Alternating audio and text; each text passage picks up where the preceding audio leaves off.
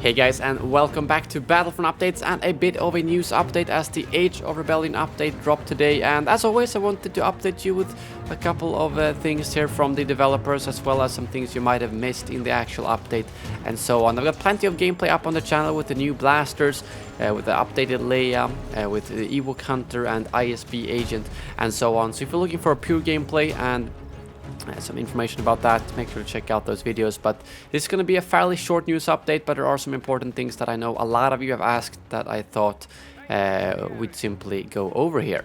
So starting off, a lot of people are obviously wondering about Instant Action and Supremacy for Original Trilogy, as we have not gotten that in this update. And Supremacy arrives in March, as Ben confirmed here, so no questions about that. In terms of Instant Action, he said that they will talk about it in March, so I'm not entirely sure what that means. I hope that means it's actually gonna arrive, but considering he straight up said that Scarif and Supremacy is coming in March, I'm a little bit unsure if Instant Action for Original Trilogy is something that might be beyond March. Maybe they've run into some issues, or it might just be the wording. It might actually be arriving in March as well. I'm just not entirely sure on that, but I wanted to give you their official response nevertheless. So, while we are talking about Scarif, the community update for the Age of Rebellion arrived a few hours ago, so, well, if you want to hear Dennis narrating it and going over everything that's in the update, make sure to check it out. And as always, at the end, they've got a little bit of a tease of what we are getting next, which is Scarif, like I said, in March, and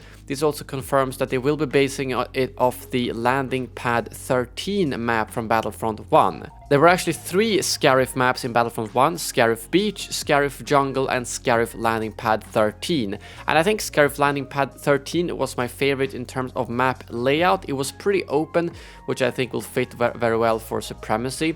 The other ones were a little bit more cramped together, especially the Scarif Jungle one, and you all remember those impenetrable bushes that were quite frustrating to go through or over. But basically this means Scarif Landing Pad 13. I hope they're gonna have like a day version of it as well. I was not a huge fan of it being only in the sunset, or it's not a big issue really, but I do prefer the kind of day maps on Scarif in terms of visually, although layout wise I like this landing pad 13. And we also don't know if they're gonna make a straight up copy of that map or maybe rework the layout a little bit. I mean, obviously they're probably gonna have to do that for Supremacy to make it a bit wider, but we will see next month how it plays out. Also, some stuff you might have missed in the current update. They have updated the ATSD on Agent Class to look like the following, the stolen ATSD to be more specific. And it's actually a little bit inspired by how it looked in The Mandalorian. Ben also mentioned that out on Twitter when someone said it looked like in The Mandalorian. So, well, I guess spoilers for Mandalorian. If you haven't seen it, there's an ATST there that's scavenged or stolen, and that looks very similar to this. Also, the new rocket jumper for the Imperials actually have gotten 2 new skins and not just one. We've got the base new default skin that looks like this, but also the commander skin, which is available for everyone, and both of them are obviously something that's based out of Rebels, as you might have seen.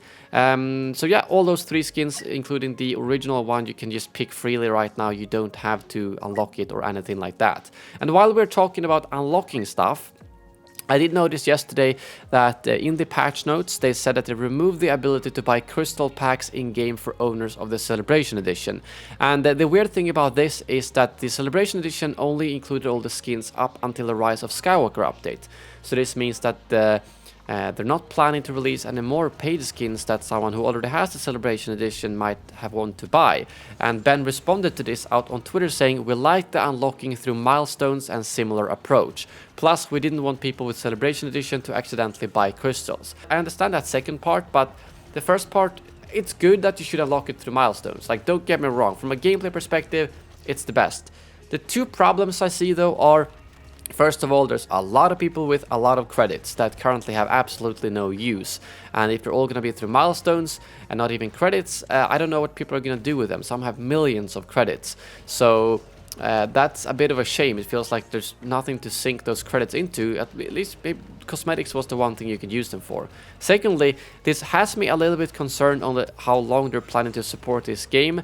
I know I tend to talk about monetization and so on, but it's the realistic thing. If they want this to survive, or like if they want this game to live on for like an actual significant amount of time, they need something to get some revenue from, and that has been the crystals. And the fact that they remove the ability to buy those in-game makes it sound to me like they're not really aiming to make any more money from this game long term. They probably made a good bunch from the Celebration Edition, fine, but the fact that they're not even gonna have crystals available in game for people who have already gotten the Celebration Edition, I'm not sure. It could be good, it could be bad. I just thought that with the recent boost and everything, they'd be like, alright, let's try to make this a long-term thing. Let's pump out some skins so that people can buy them, show their support, and so on. So what do you guys think about that? No more crystal packs for Celebration Edition owners, as well as the fact that they want us to be unlocking them through milestones or similarly instead. But yeah, that's all for this news update. Thank you very much for watching, and as always, may the Force be with you.